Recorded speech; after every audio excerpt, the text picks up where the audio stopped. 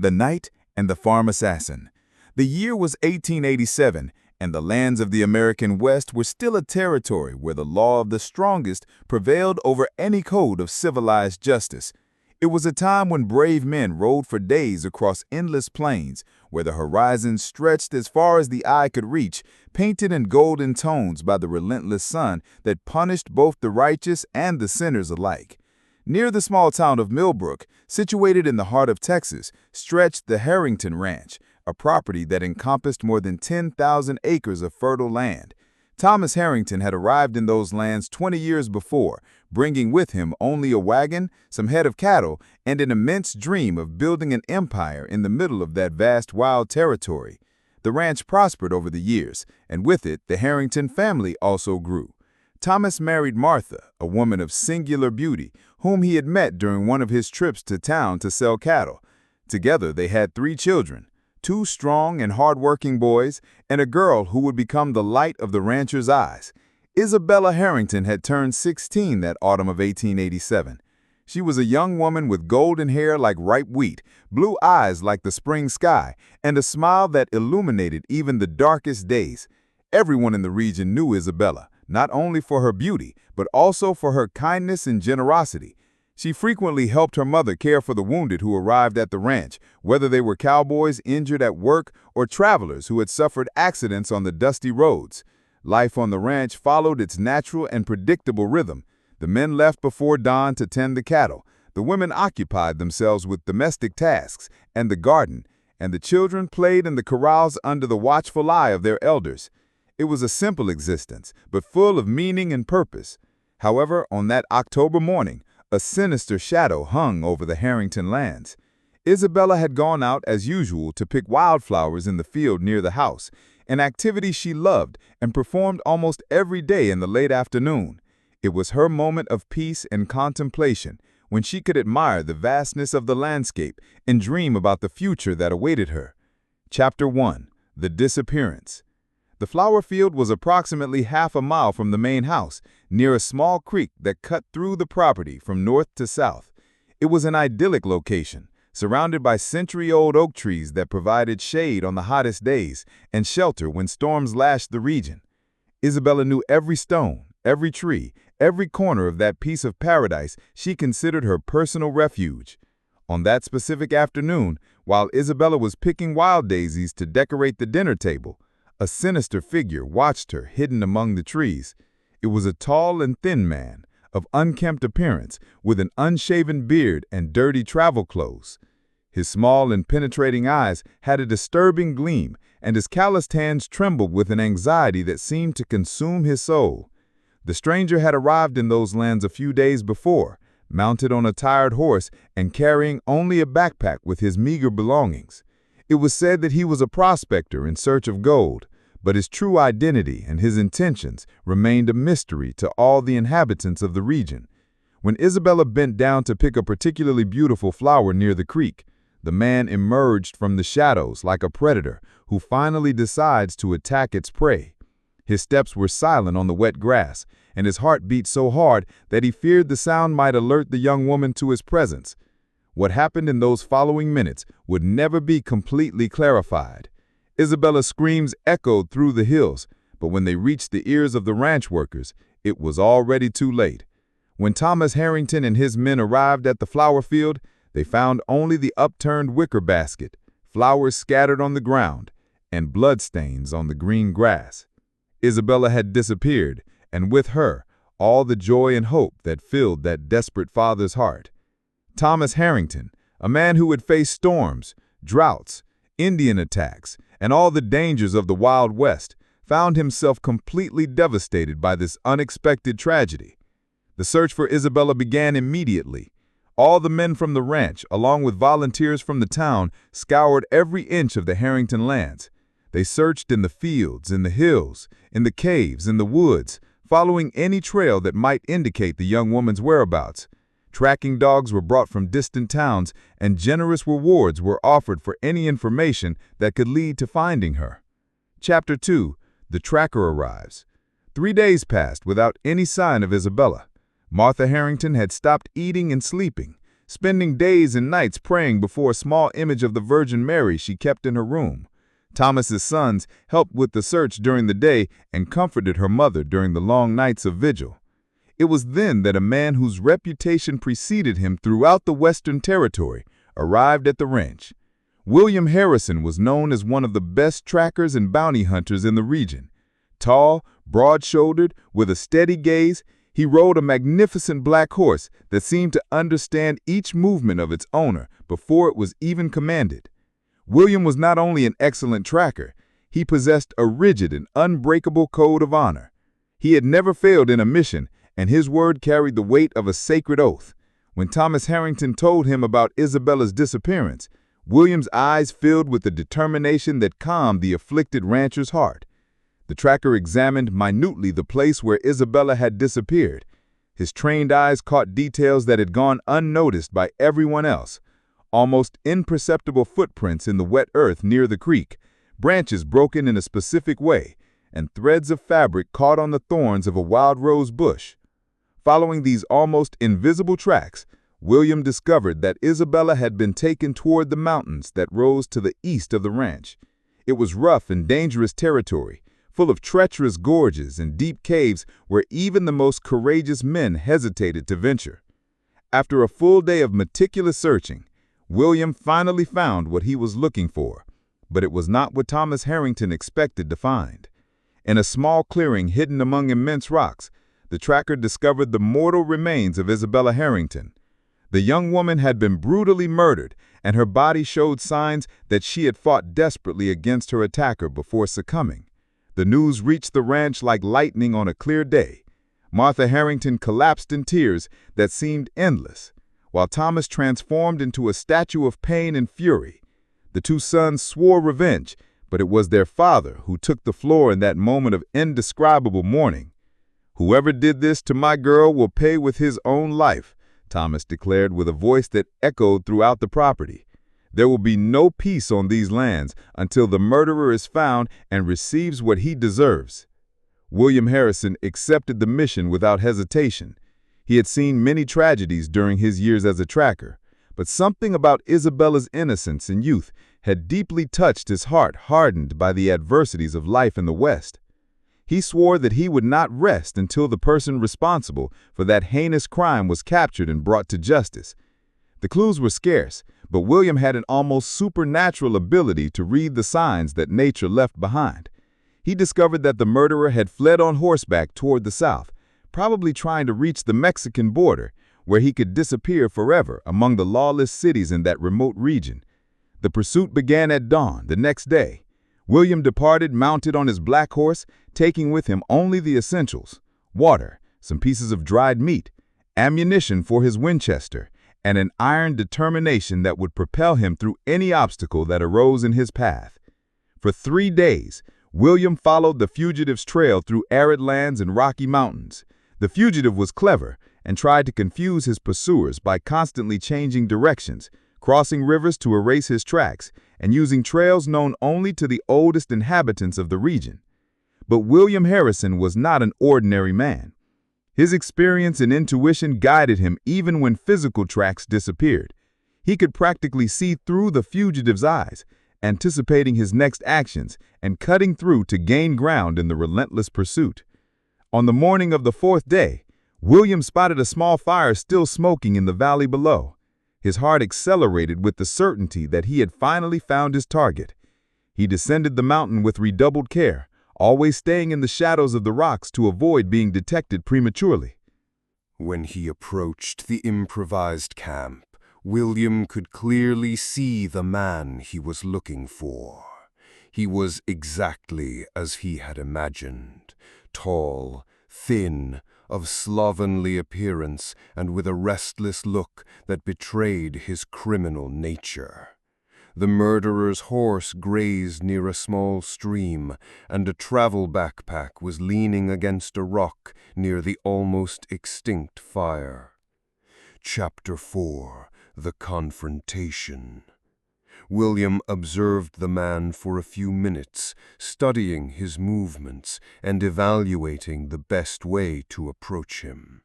The murderer seemed nervous and constantly looked over his shoulders, as if he felt he was being pursued. His hands trembled as he prepared a thin coffee in a small dented metal pan.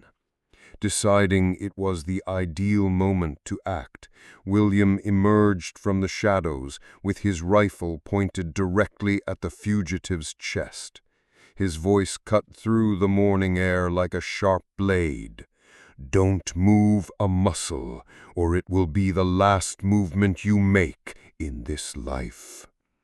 The murderer turned slowly, and William could see in his small and evasive eyes all the guilt and desperation of a man who knew his crimes had finally caught up with him. His hands trembled even more intensely, and a drop of sweat ran down his forehead, despite the morning cold. "Who are you?" asked the man with a hoarse voice, full of fear. "What do you want with me?" "My name is William Harrison, and I'm here because of Isabella Harrington, the young woman you murdered 4 days ago."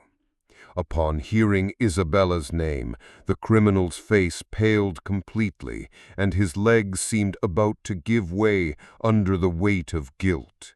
He knew the moment had come to face the consequences of his acts, and that there was no longer any way to escape the justice that pursued him relentlessly.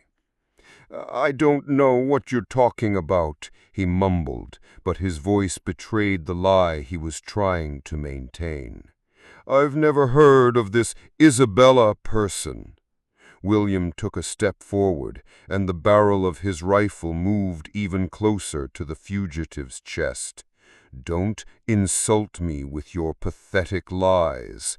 I found your tracks at the crime scene. I followed your trail for more than 100 miles, and now you're going to come with me back to the Harrington Ranch to face justice."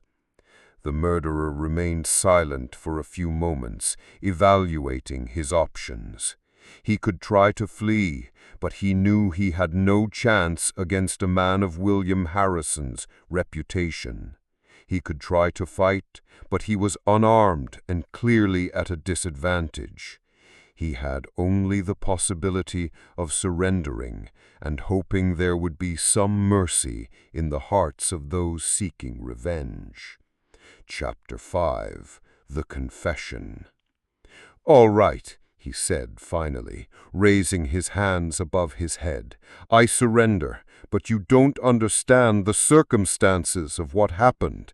It wasn't as it seems." William kept his weapon aimed while approaching to disarm and tie up the prisoner. "You'll have every opportunity to explain your circumstances when we're back at the ranch. Thomas Harrington and the entire community are anxious to hear your version of the facts." With precise and experienced movements, William tied the murderer's hands behind his back and made him mount his own horse. The return journey would be long and dangerous, but the tracker was determined to fulfill his promise of bringing the criminal alive to face the popular justice awaiting him. As they rode north, the prisoner began to speak. Perhaps it was desperation. Perhaps it was the guilt eating away at his soul, but he felt the need to tell his version of the events that led to that terrible situation. "My name is Jacob Miller," said the man with a voice choked by emotion. "I came to these lands 2 weeks ago, fleeing from a life of misery and desperation in the East. I had no money, no family, no hope for better days." William listened in silence, always staying alert for any attempt at escape or surprise attack. His experience had taught him that desperate men were capable of the most unpredictable actions. "I came to the region looking for work, anything that would allow me to earn a few dollars and restart my life. I heard about the Harringtons' prosperity and thought maybe they could give me an opportunity. The irony of the situation did not escape William's notice. The man who had destroyed the Harrington family had originally sought out that same family, looking for help and hope. I spent 2 days watching the ranch from afar, trying to gather courage to present myself and ask for work. It was during these observations that I saw Isabella for the first time. The mention of the young woman's name made William clench his free fist so hard his knuckles cracked. He needed all his control not to shoot the murderer right there in the middle of the deserted trail. She was so beautiful, so pure, so different from all the women I had known. I began to follow her on her daily walks to the flower field, not with bad intentions, I swear by all that is sacred. I just liked to watch her from afar, as if her presence could bring some light to the darkness of my soul. William knew he was hearing the words of a mentally disturbed man, someone whose perception of reality had been distorted by loneliness and desperation. But this did not diminish the gravity of his crimes in any way. "On that fatal day," he said, and his voice broke completely, "I approached her, not to hurt her, but just to talk, to introduce myself, to perhaps find a friend in that hostile and lonely world." "And then what?" asked William, with a coldness that cut like ice. "She got scared when she saw me," he admitted. "She began to scream and run. I followed her, trying to explain that I didn't want to hurt her, that I just needed someone to talk to, but she kept screaming and running." William could visualize the terrible scene, an innocent young woman being chased by a disturbed stranger in an isolated location, far from any possible help. "When I finally caught up with her near the creek," he continued, and now tears were streaming down his dirty face, "she was so terrified that she began to hit me with her fists, trying to push me away. I just wanted her to calm down, to listen to me, to understand that I wasn't a monster."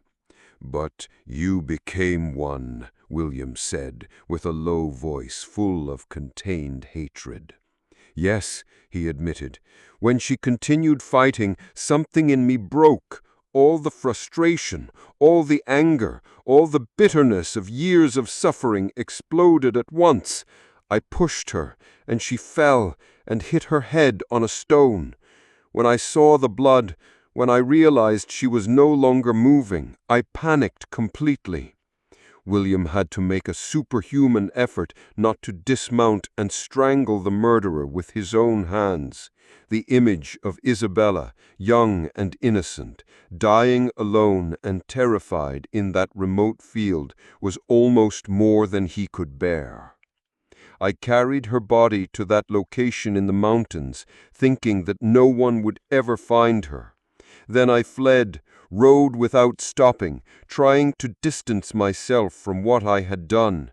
But I couldn't escape the guilt, the nightmares, the constant memory of those blue eyes fading forever."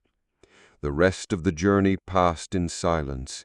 Jacob had exhausted his confession, and William was lost in his own thoughts about justice, revenge, and the cruel nature of the world they lived in. The sun was beginning to set on the horizon when they finally sighted the buildings of the Harrington Ranch in the valley below. The news of the murderer's capture spread quickly throughout the property. Thomas Harrington emerged from the main house with his face marked by pain and thirst for revenge. His 2 sons followed him, carrying rifles and with determined expressions. Martha Harrington remained on the porch, leaning against the doorframe, watching the arrival of the man who had destroyed her family. When William and his prisoner approached the house, a crowd had already formed.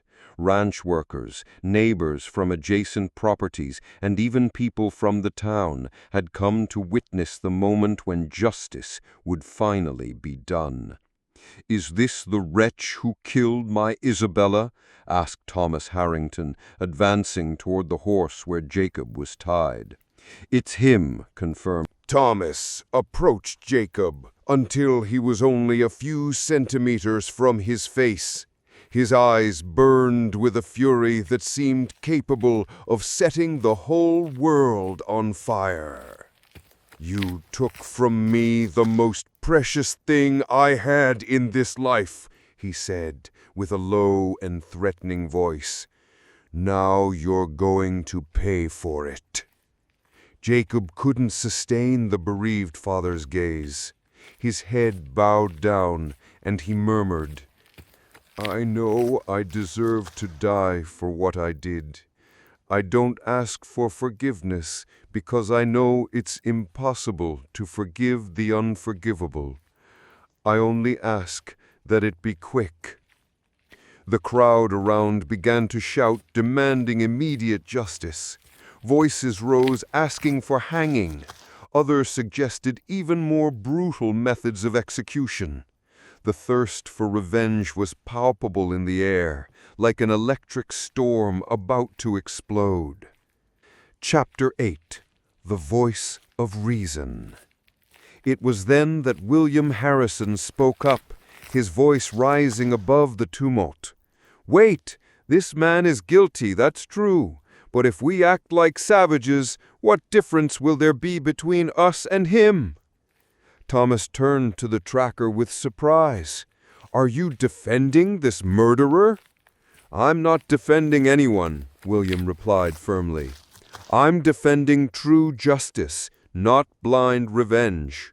This man must pay for his crimes, but in the right way." The crowd began to protest, but William continued. "Do you want to honor Isabella Harrington's memory by becoming murderers too? Do you think she would approve of seeing you stain your hands with blood, even if it's the blood of the one who killed her?" His words had a powerful effect on those present. Thomas Harrington, in particular, seemed to reconsider his intentions. The image of his sweet and kind daughter, always preaching compassion and forgiveness, came to his mind like a light in the midst of the darkness of his fury. "What do you suggest, then?" asked Thomas after some moments of reflection. "That we turn this man over to the town authorities, that he be judged appropriately and executed within the law, not by an enraged mob." Jacob looked at William with an expression of gratitude mixed with surprise. He had expected to die that very instant, lynched by a crowd thirsting for revenge. The tracker's intervention gave him at least a chance to die with some dignity. Thomas Harrington remained silent for a long time, struggling internally between his thirst for revenge and the values he had tried to transmit to his children throughout his life. Finally, he nodded his head. "You're right, William," said the rancher. "Isabella wouldn't like to see any of us becoming a murderer because of her. We'll take this man to town tomorrow morning." The crowd dispersed slowly, some satisfied with the decision, others clearly disappointed not to witness a summary execution. Jacob was locked in the ranch's barn, under constant guard, to spend his last night in that region that had become the scene of his downfall. Chapter 9. The Trial and Execution. During the night, William Harrison remained awake, standing guard and reflecting on the events of the past few days. He had fulfilled his mission of capturing the murderer, but he didn't feel the satisfaction that normally accompanied the success of a pursuit. Maybe it was because the criminals captured didn't bring Isabella back to life. Perhaps it was because he could see, even in a man like Jacob Miller, the devastating effects of loneliness and desperation that characterized the life in the Wild West.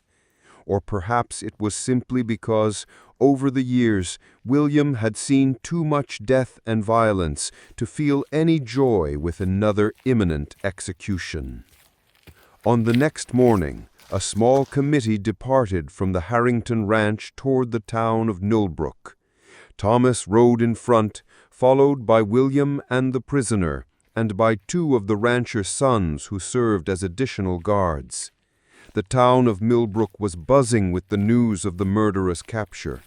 A crowd gathered in front of the sheriff's office when the committee arrived, and again shouts demanding immediate justice were heard. But Sheriff Thompson, an experienced and respected man, managed to maintain order and ensure that Jacob was placed in a secure cell. The trial was scheduled for the following week, although everyone knew it would be just a formality.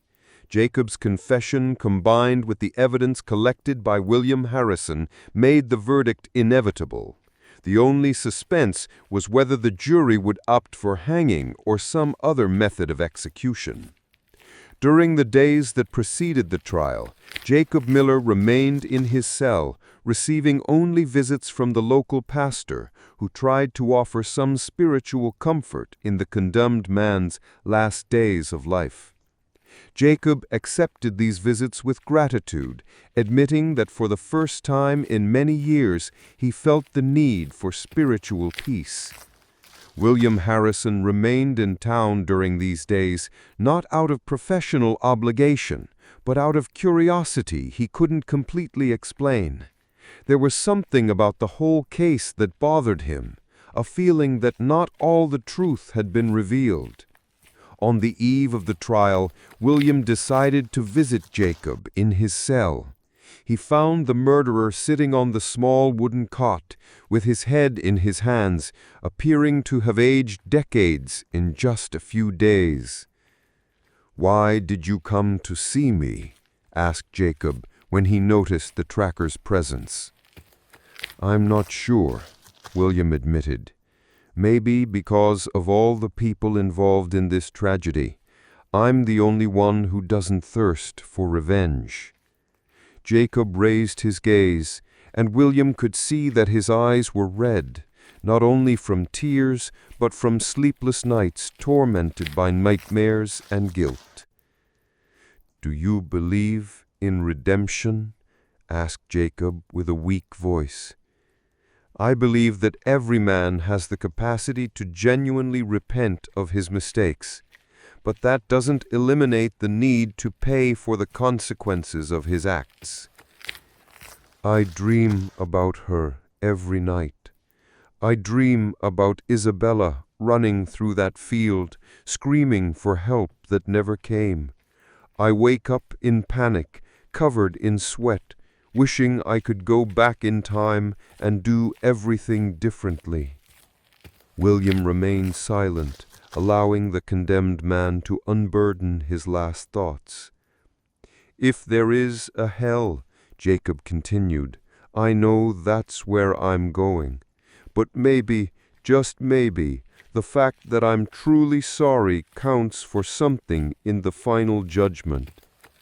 "That's not for me to decide," said William, "but I can tell you that your death won't bring Isabella back to life, won't heal the Harrington family's pain, and won't make this world a safer place.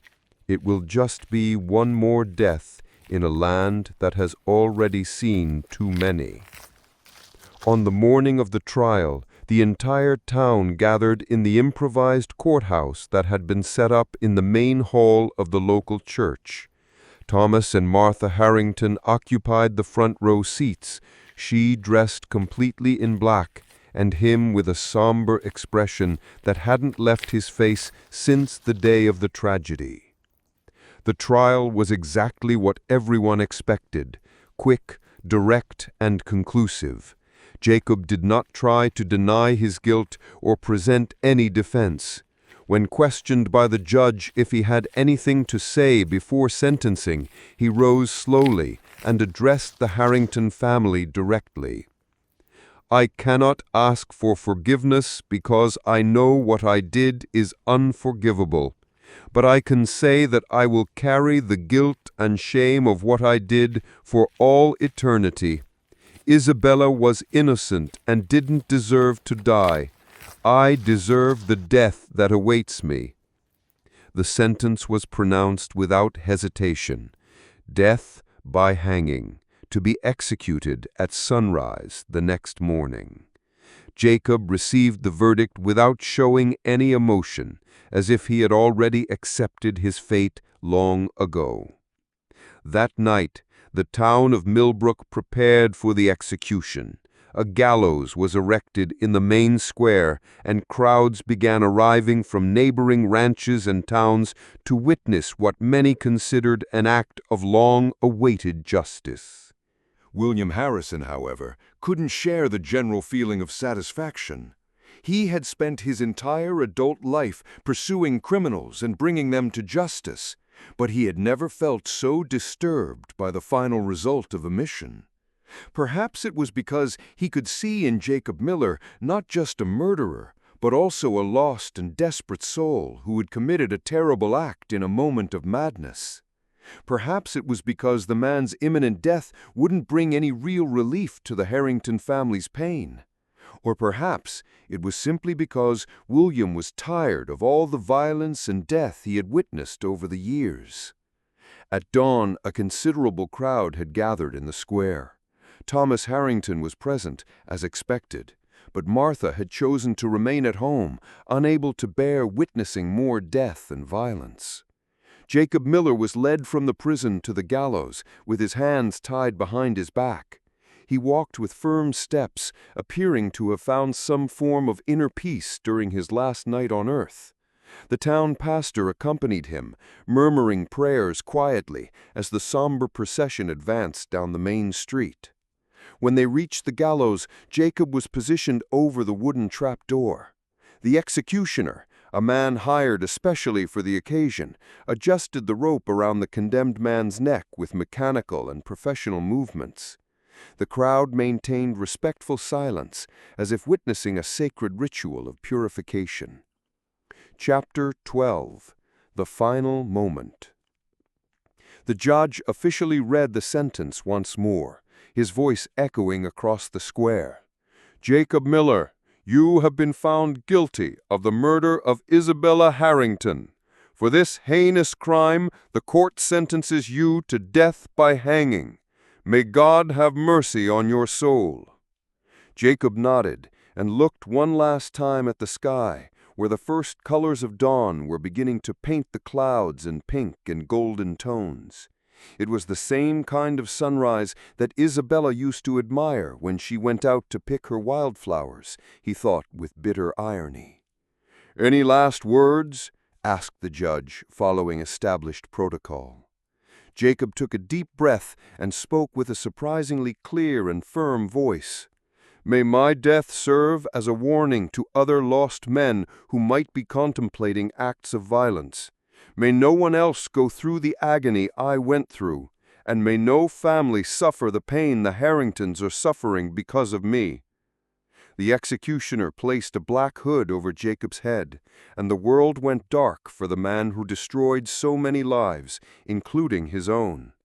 The silence in the square was so profound that one could hear the wind whispering among the nearby trees.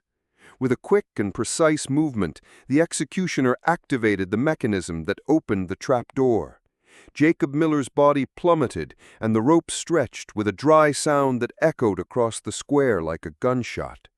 Justice had been done, but the void left by Isabella's death remained unchanged.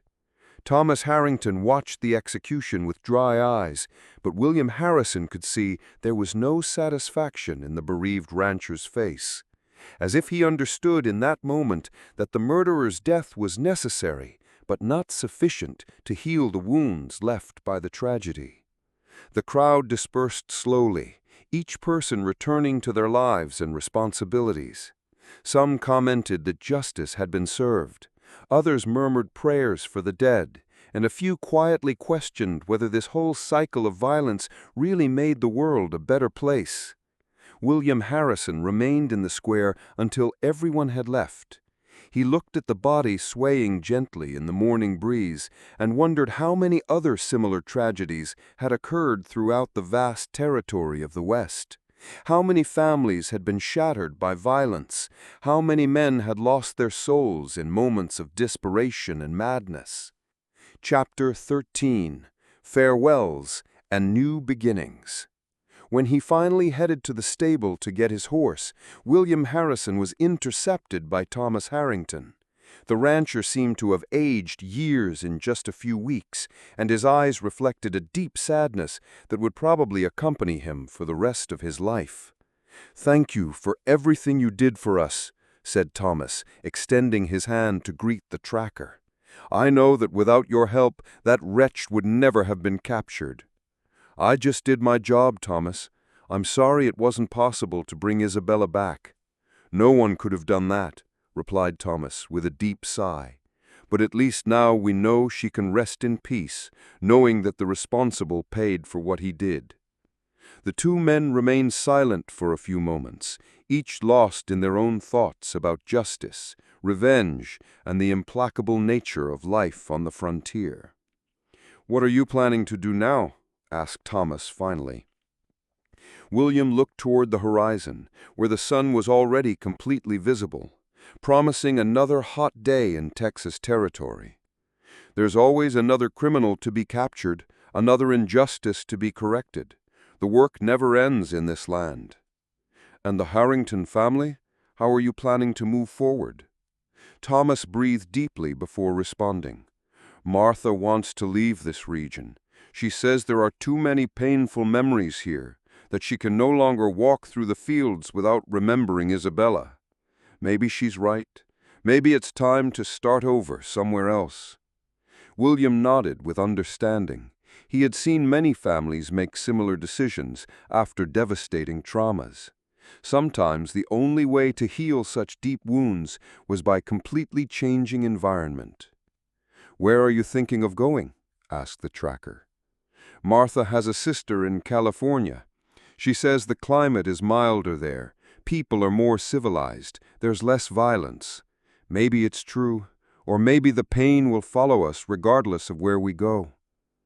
William mounted his black horse and prepared to depart. He had received a message the night before about a new case in a town 3 days' ride to the north. A merchant had been killed during a robbery, and his family was offering a generous reward for information about the responsibles. "If you decide to leave for California," said William before saying goodbye, "I would recommend waiting until spring. Mountain trails are treacherous in winter, especially for families traveling with belongings."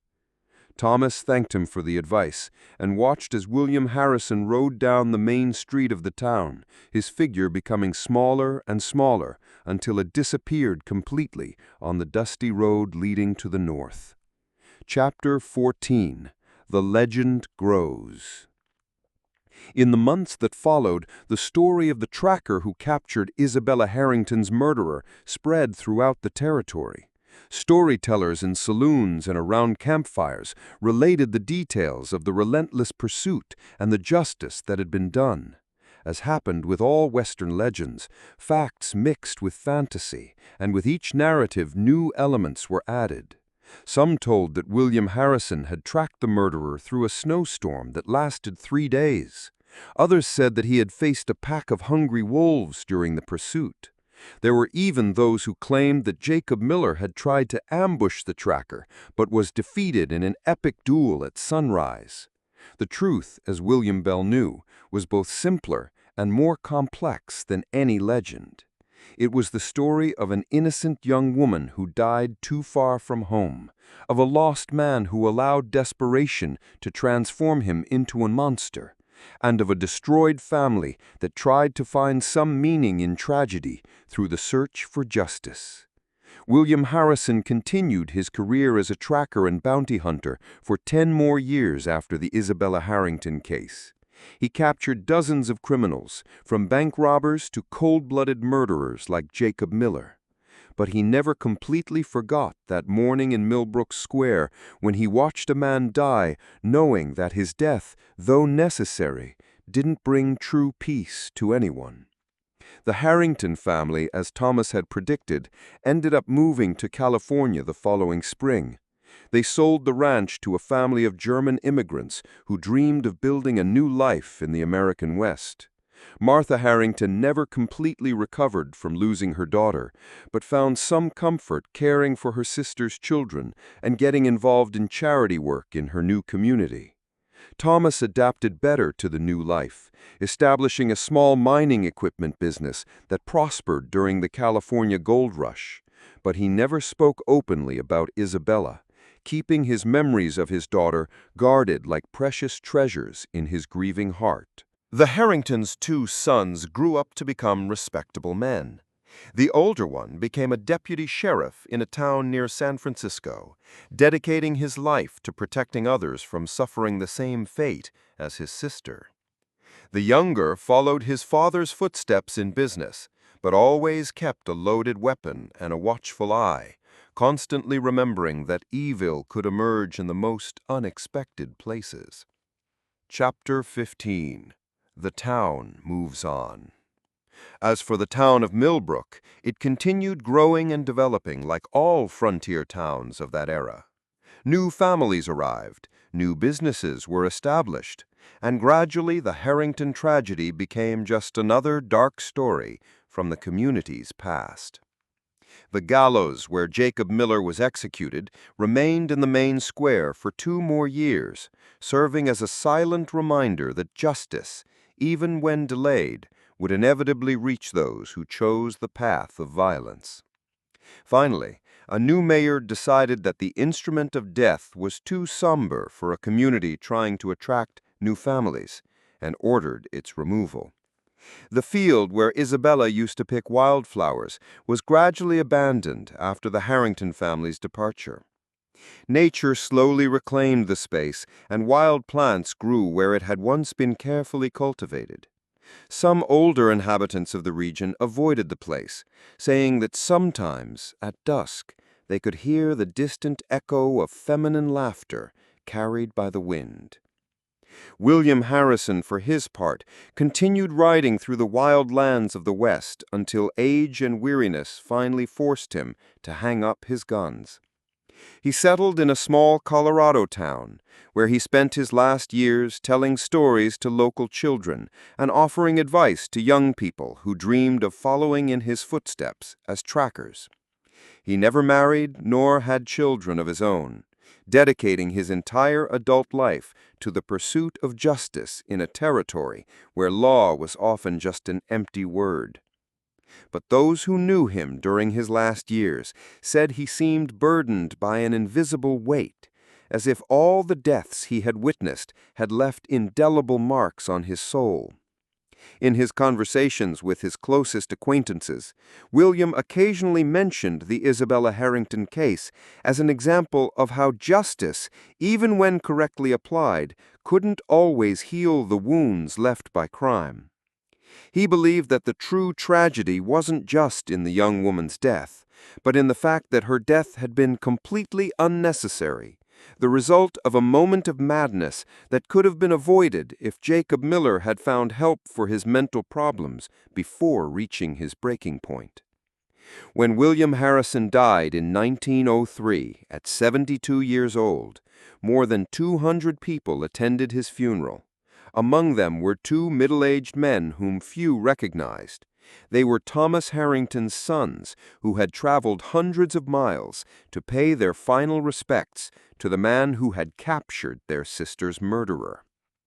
During the ceremony, Thomas's older son gave an emotional speech about how William Harrison represented the best of the American Western spirit, the unwavering determination to protect the innocent, and the courage to face evil, regardless of personal risks. But he also mentioned something few expected to hear: his gratitude for the fact that William had prevented the Harrington family from becoming a lynch mob that terrible night at the ranch. "William Harrison didn't just capture our sister's murderer," said Thomas's son to the silent congregation. "He also saved our souls, preventing the thirst for revenge from transforming us into something Isabella would never have approved of, For that, our gratitude to him is eternal." After the funeral, the two brothers visited the freshly dug grave once more, placing on it a bouquet of wildflowers similar to those Isabella used to pick on her daily walks. It was a small tribute not only to the dead tracker, but also to the memory of the sister they had lost so many years before. When they left that small Colorado town, Thomas Harrington's sons took with them not only memories of William Harrison, but also a renewed understanding of how their family had managed to find a path through the tragedy that had struck them. It hadn't been through revenge or hatred, but through the search for justice tempered by compassion. The story of the knight and the farm assassin became, over the years, one of the most told and retold legends of the American West. But for those who really knew the characters involved, it always remained something deeper than a simple narrative of crime and punishment. It was a meditation on human nature, on how desperate circumstances can lead ordinary men to commit extraordinary acts both of heroism and villainy. And so, on the dark winter nights, when the wind howled across the deserted plains and families gathered around fireplaces to warm themselves and comfort each other, the story continued to be told. Fathers told it to sons, who in turn would tell it to their own descendants, ensuring that the lessons contained in that tragedy would never be completely forgotten. It was a story about Isabella Harrington, whose brief and innocent life was cruelly interrupted by a senseless act of violence. It was a story about Jacob Miller, a lost man who allowed desperation to lead him down a path of no return. And it was, above all, a story about William Harrison, the solitary knight who dedicated his life to ensuring that justice prevailed, even when it couldn't undo the evil that had been done. Chapter 17. Deeper Truths Revealed.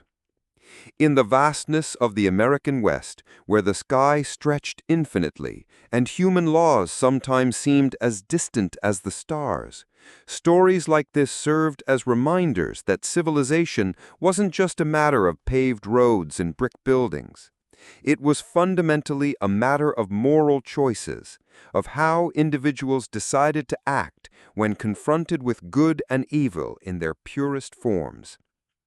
And as generations passed and the Wild West gradually gave way to modern cities and established laws, the story of the knight and farm assassin remained as a testament to those times when a man's character was measured not by the possessions he accumulated or the social position he occupied, but by the firmness with which he remained faithful to his principles when tested by the most adverse circumstances.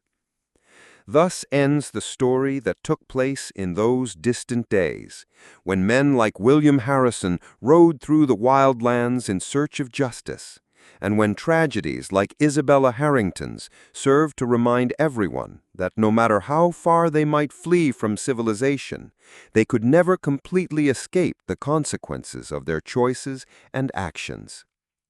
The echo of this story still resonates through the years, carried by the wind that blows eternally across the western plains, reminding all who hear it that the true measure of a society lies not in the absence of tragedies, but in how it responds to them, and that true justice resides not only in punishing the guilty, but in protecting the innocent, and preserving the hope that better days are always possible, even after the darkest nights. But there are still aspects of this story that deserve to be told, details that were discovered years later and that cast an even deeper light on the events of those dark days. In 1895, 8 years after Jacob Miller's execution, an old prospector named Benjamin Walsh was exploring a cave in the mountains near the location where Isabella had been found dead, when he made a discovery that would forever change the understanding of what had really happened in those terrible days.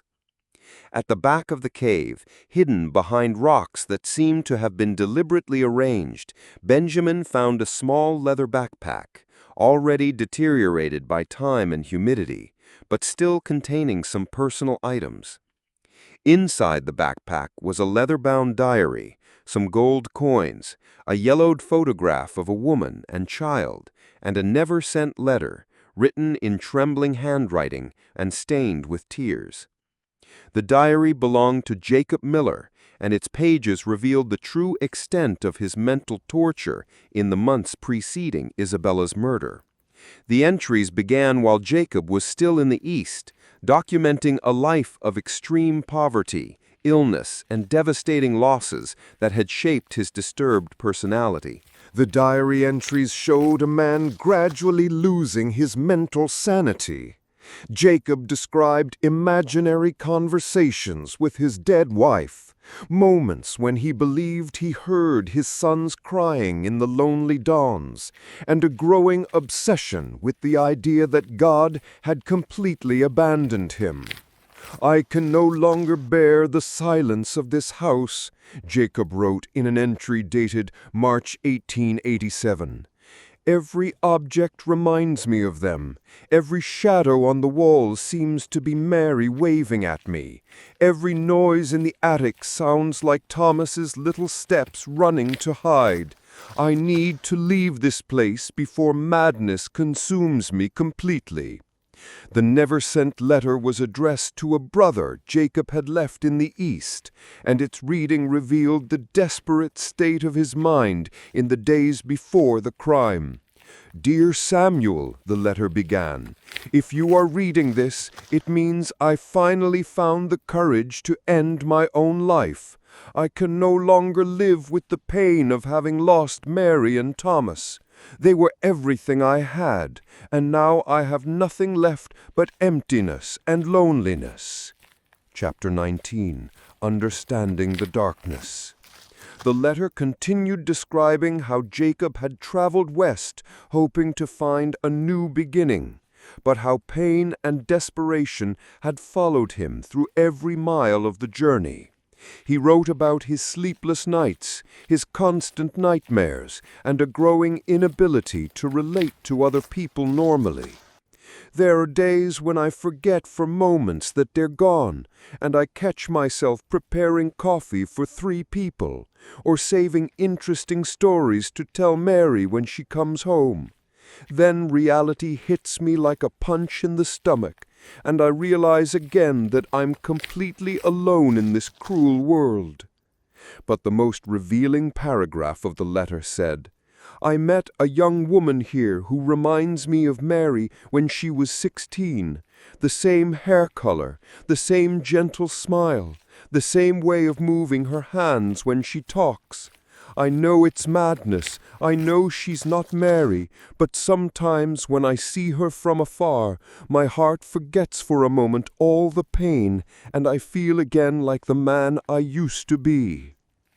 The discovery of these documents brought a new perspective to the case that had shaken the region 8 years before. Jacob Miller wasn't simply a cold and calculating murderer, but a man completely destroyed by grief and loneliness, who had completely lost touch with reality. Sheriff Thompson decided to share these discoveries with William Harrington, who was still active as a tracker and lived only 2 days' ride from Millbrook. When William read the diary and letter, he felt a complex mixture of emotions, compassion for Jacob's suffering, but also confirmation that his decision to prevent the lynching had been correct. "This man was beyond any help we could have offered him," William commented after examining the documents. "But that doesn't make his crime less terrible, nor does it diminish the Harrington family's pain. It just helps us understand that evil sometimes arises not from pure malice, but from absolute despair." William decided to make one last trip to visit the Harrington family in California, taking with him copies of the documents found in the cave. The 2-week journey through dangerous territories didn't frighten him. At 51 years old, he was still considered one of the best riders in the West. Chapter 20. Closure and New Understanding. When he arrived at the small town in California where the Harringtons had settled, William found a family that had managed to rebuild their lives, but that still carried the emotional scars of that distant tragedy. Thomas had aged considerably, his hair now completely white, but his eyes still maintained the determination William remembered from the ranch days in Texas. Martha Harrington had found some peace caring for orphan children in the local community, channeling her maternal pain to help others who had suffered losses. When she saw William Harrington standing at her door, she cried tears that were both of joy at seeing him again and of sadness for the memories his presence inevitably brought. William spent 3 days with the Harrington family, telling them about the cave discovery and sharing the details that had been revealed about Jacob Miller's life. Each family member's reaction was different, but all agreed that the new information, while not justifying the crime, at least offered an explanation for the apparent senselessness of the tragedy. "Isabella always had a compassionate heart," Martha said, after a long conversation about the discoveries. "If she could know that man was suffering so much, I'm sure she would try to help him somehow. That's how she was, always wanting to heal others' pain." Thomas, for his part, admitted that the diary's discovery had altered his perspective on Jacob's execution. "I don't regret having sought justice for my daughter's death, but now I understand that we executed a man who was already dead inside for a long time. Maybe our society needs to learn to identify and help people like Jacob before they reach the breaking point." The Harringtons' older son, now an experienced sheriff, expressed an even deeper opinion about the discovery's implications. "During all these years working in law enforcement, I've learned that most violent crimes arise from some form of untreated despair or trauma. If we had adequate institutions to help people like Jacob Miller, how many tragedies like Isabella's could be prevented?" These reflections led William Harrington to a decision that would change the last years of his career. Instead of continuing to only pursue criminals after they committed their crimes, he began working with communities to identify individuals at risk and connect them with appropriate help before it was too late. He established partnerships with local pastors, doctors, and community leaders to create an informal network of mental and emotional support in various Western towns. It wasn't a perfect system, and it certainly couldn't help everyone who needed it, but it managed to prevent at least some tragedies similar to Isabella Harrington's. One of these cases involved a young miner who had lost his entire family in a collapse and was exhibiting behaviors similar to those described in Jacob Miller's diary. William managed to convince the young man to accept help from a local pastor and a family in the community that welcomed him as an adopted son. Years later, this same young man became one of his town's most respected citizens, married and had his own children, representing a redemption story that contrasted drastically with Jacob Miller's tragedy. The story of the cave discovery and its consequences also became part of the legend that grew around the original case. On winter nights, when families gathered to tell stories, they now included not only the narrative of pursuit and capture, but also the later revelation about the true nature of the murderer and efforts to prevent future tragedies. Children who heard these stories grew up with a more nuanced understanding of good and evil, learning that true justice didn't reside only in punishment, but also in prevention. They learned to recognize signs of suffering in their neighbors and to offer help before that suffering transformed into destructive. In this way, Isabella Harrington's death, though tragic and unjust, ended up serving as a catalyst for social changes that saved many other lives in the decades that followed. Her memory lived not only in her family's prayers and remembrances, but also in each act of compassion and preventive intervention that her story inspired. And so, the true lesson of the knight and the farm assassin evolved into something even deeper. That the highest justice doesn't lie in punishing evil after it occurs, but in creating a society where evil has fewer chances to flourish from the beginning. It's a lesson that echoes through generations, reminding everyone that a community's true strength doesn't reside in its capacity to punish those who fail, but in its capacity to support those who are struggling before it's too late to save them. Thus concludes this tale of the American frontier, where justice rode on horseback across endless plains, and where the measure of a man wasn't taken by his wealth or station, but by his willingness to stand for what was right when the chips were down. In that harsh and unforgiving land, stories like this one served as beacons of hope, reminding all who heard them that even in the darkest times there were those who would risk everything to protect the innocent and preserve the possibility of a better tomorrow. The wind still carries these stories across the western plains, whispering of knights and villains, of justice and mercy, of the eternal struggle between light and darkness that plays out in every human heart. And perhaps in the hearing of these tales, new generations will find the courage and wisdom to write their own stories of heroism, compassion, and redemption in whatever frontiers they may face. Epilogue. The Enduring Echo.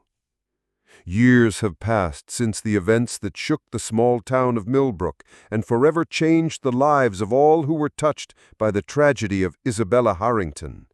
The Wild West has gradually given way to civilization. Railroads now cross the vast plains where once only horse hooves beat against the hard earth, and electric lights illuminate the streets where oil lamps once flickered in the wind. But some stories transcend time, carrying within them truths so fundamental that they speak to every generation anew. The tale of the knight and the farm assassin has become more than a legend. It has become a mirror in which each person can see reflected the eternal struggle between compassion and vengeance, between justice and revenge, between the darkness that can consume a human soul and the light that can redeem it. In the files of law enforcement agencies across the American West, the Isabella Harrington case is studied as an early example of criminal psychology, a pioneering recognition that understanding the criminal mind is as important as capturing the criminal body. Medical schools use Jacob Miller's diary as a teaching tool, helping future physicians recognize the warning signs of severe mental distress before it becomes dangerous. Churches throughout the region tell the story as a parable of forgiveness and redemption, emphasizing William Harrison's intervention that prevented a lynch mob from forming, and Martha Harrington's eventual advocacy for mental health care. Social workers cite the case as evidence for the need for community support networks that can catch individuals before they fall into the abyss of despair. And in the quiet moments of family gatherings, when grandparents share stories with wide-eyed children, the tale continues to be told with all its complex truths, that heroes are not perfect beings without flaws, but ordinary people who choose to do the right thing even when it's difficult.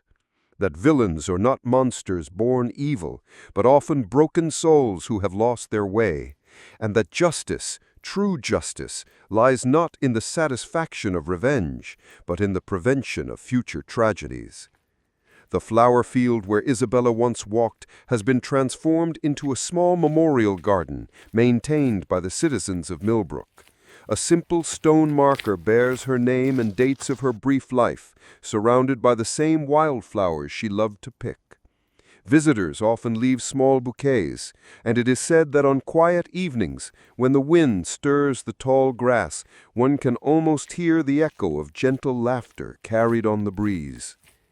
William Harrison's grave in Colorado has become an unexpected pilgrimage site for those in law enforcement, trackers, and investigators who come to pay their respects to a man who understood that catching criminals was only half the job. The other half was ensuring that justice served a greater purpose than mere retribution. His simple headstone bears the inscription, "He pursued justice, but sought mercy." The Harrington family's legacy lives on in the institutions Martha helped establish for mental health care in California, and in the careers of Thomas's sons, both of whom dedicated their lives to protecting others. Their descendants still gather each year on the anniversary of Isabella's death, not to mourn, but to celebrate a life that, though brief, continues to inspire acts of kindness and compassion more than a century later. Perhaps that is the true measure of any life, not its length, but its lasting impact on the world. Isabella Harrington lived only 16 years, but her story has touched thousands of lives, prevented countless tragedies, and reminded generation after generation that in a world that can be cruel and unforgiving, we must never stop believing in the possibility of redemption, the power of compassion, and the enduring strength of the human spirit to choose light over darkness, hope over despair, and love over hate. The frontier may have closed, the Wild West may have been tamed, but the human frontier, the vast territory of moral choice that each of us must navigate, remains as challenging today as it was in 1887. And in that ongoing struggle, the story of the knight and the farm assassin continues to serve as both warning and inspiration, reminding us all that every day we have the choice to be either the darkness that destroys or the light that redeems. The answer to that question, written in the actions of people like William Harrison and the legacy of people like Isabella Harrington, echoes across the centuries. We choose light. We always choose light. And in that choice lies the hope of the world. The end.